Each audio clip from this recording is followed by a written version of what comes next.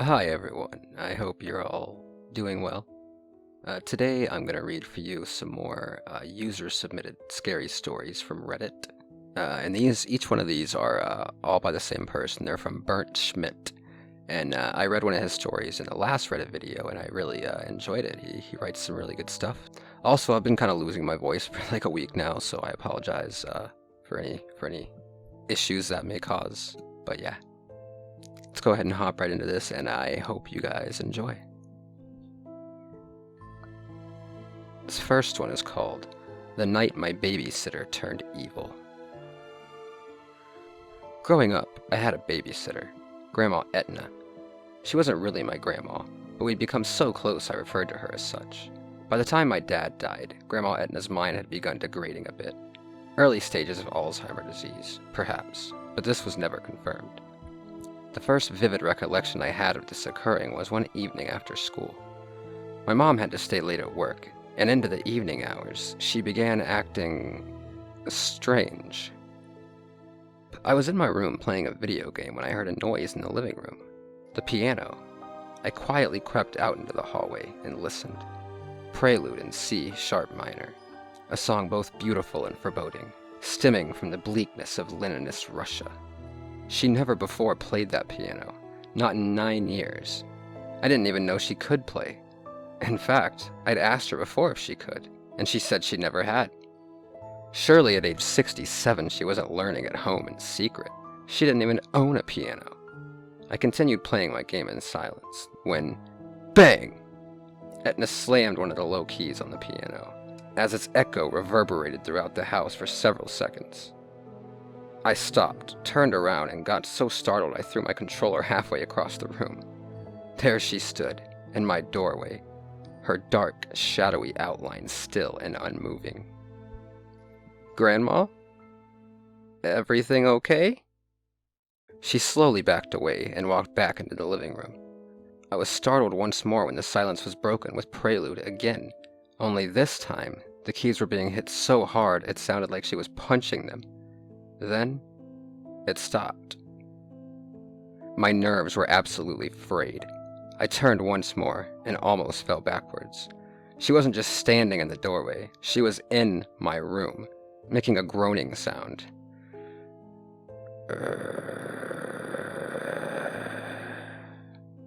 Croaking like a frog. "Grandma, you're scaring me." She was holding something in her hand. Too dark to see, she again walked out of the room.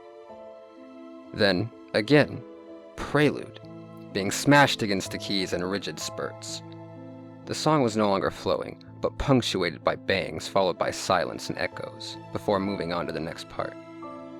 This is when I shut my door and locked it.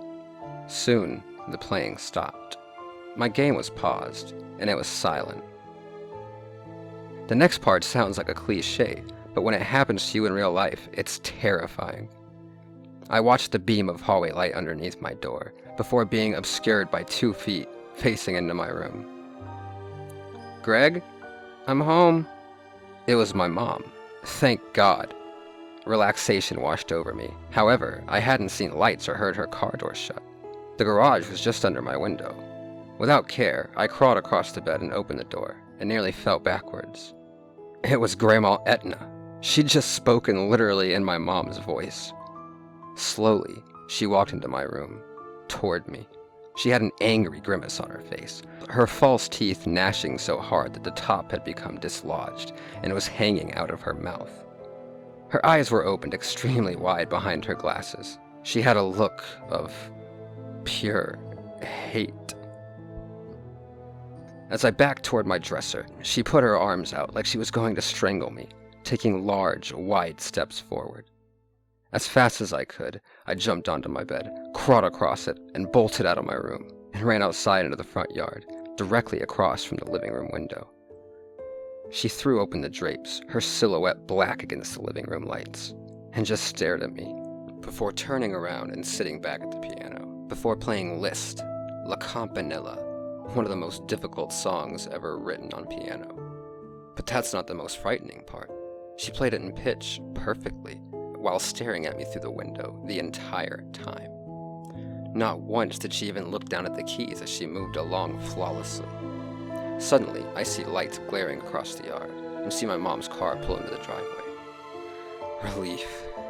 I looked back into the living room. She was gone, back in the kitchen, playing solitaire with her cards, as she usually always did. I knew I was safe, but I didn't want my mom questioning me about being in the yard at night, so I went back into the house. There sat Grandma Etna, and I only glanced and I noticed something utterly horrific. She wasn't playing solitaire. She was ripping out pages of a Bible. I made my way into the kitchen when, out of my peripherals, I could see her halt and her head slowly turn in my direction. I pretended not to see until she spoke, but not in her voice. It was a deep, guttural, malevolent voice, and she said, very simply,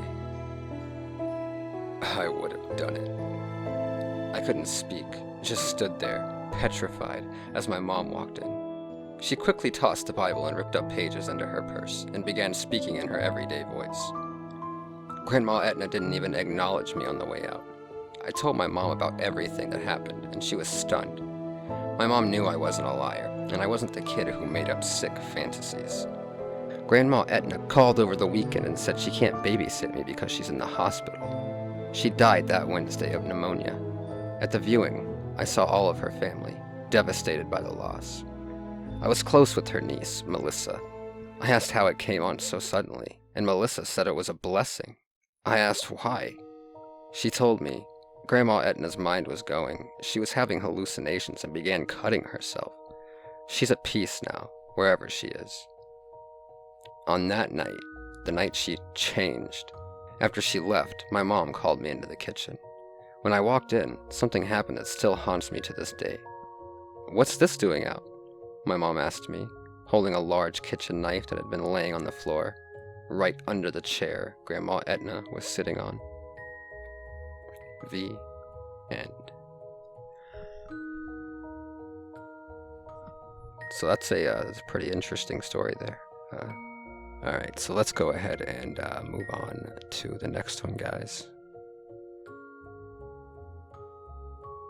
This one is called Footprints in the Snow. Today I walked home from school. However, I decided to take the quicker, more scenic route through the woods. The snow had just gotten done falling, and as a warm front blanketed the ethereal landscape, a beautiful, vaporous fog fell over the thick forest.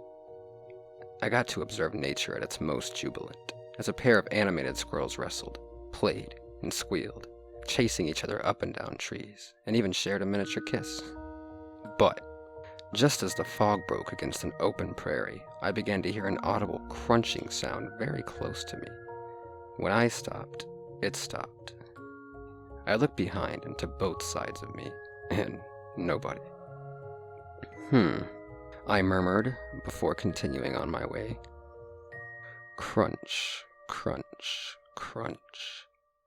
Again, I stopped. Nothing. Only the trees and the chirping of a blue jay teetering on a nearby branch. Guess my footsteps are extra crunchy today, which I dismissed as the sound of my boots stomping over the fresh snow. I made it across the prairie and through a neighbor's backyard when one of my folders slipped out of my hands and tottered to the ground. I bent down and picked it up, and then began to walk when my silent intuition stopped me and diverted my attention back to the ground. My mouth fell open in a fleeting moment of terror. Alongside my footsteps was another pair of footsteps, leading as far back as I could see, into the dark woods. I took another step, and as my foot sunk into the snow, so did another footprint. As my heart began pounding, I ran out of the yard and onto the sidewalk. I was wearing sneakers, which are nearly silent, and despite this, alongside each of my muted steps was a click-clacking, the obvious sound of heels. I walked faster. They walked faster. I stopped. They stopped. I ran. They ran just as fast. My house was just up a short ways to the end of the block. "Hi, Jenny," shouted Mr. Henderson, one of my neighbors. I ignored him and ran as fast as I could home. I could hear the brisk clicking of heels running now directly behind me. I was being chased by an invisible force.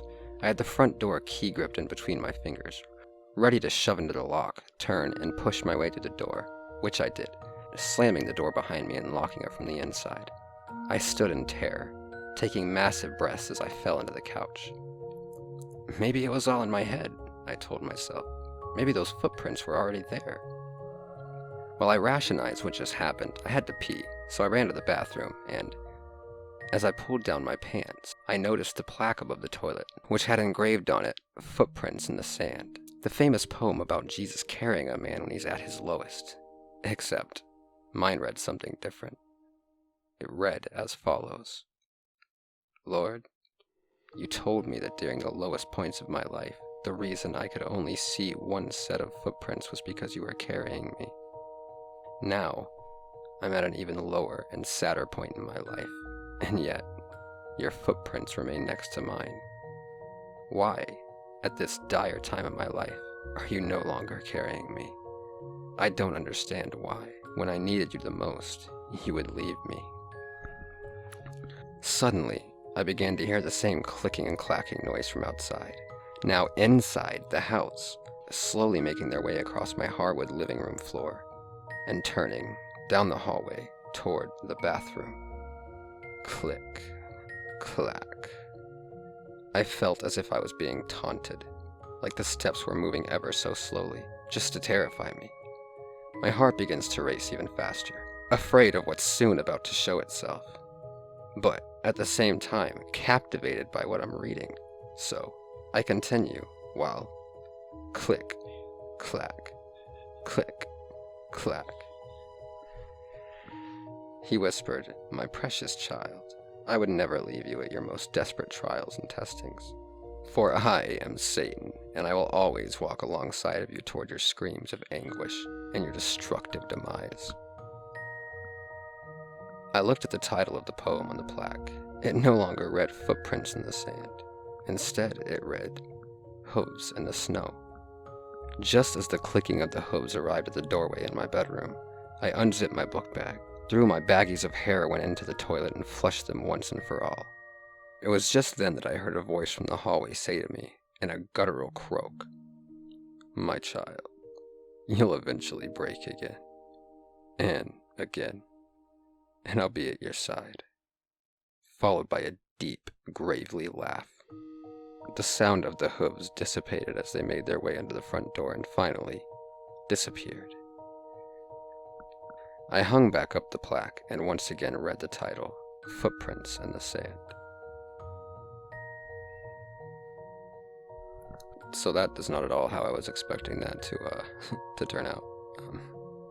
Yeah, a little different than what I normally read, but I don't read these things before I tell them to you guys. I kind of like to be surprised, But please let me know what you guys think in the comments. Any criticism you may have, I will always accept that and try to do, try my best to make my content better for you guys and for myself. So yeah, thank you so much for being here. I really appreciate it, and I will see you all next time.